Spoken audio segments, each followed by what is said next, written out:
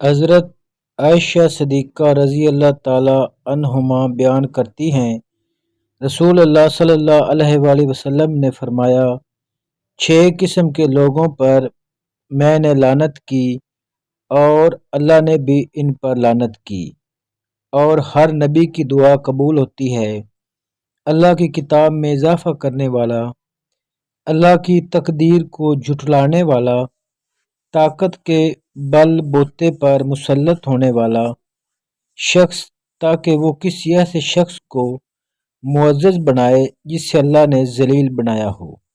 اور کسی ایسے شخص کو ذلیل بنا دے جسے اللہ نے معزز بنایا ہو، اللہ کے حرم کی بے حرمتی کرنے والا، میری اولاد کی بے حرمتی کرنے والا، اور میری سنت کو ترک کرنے والا۔ حضرت ابن عباس رضی اللہ تعالی عنہ بیان کرتے ہیں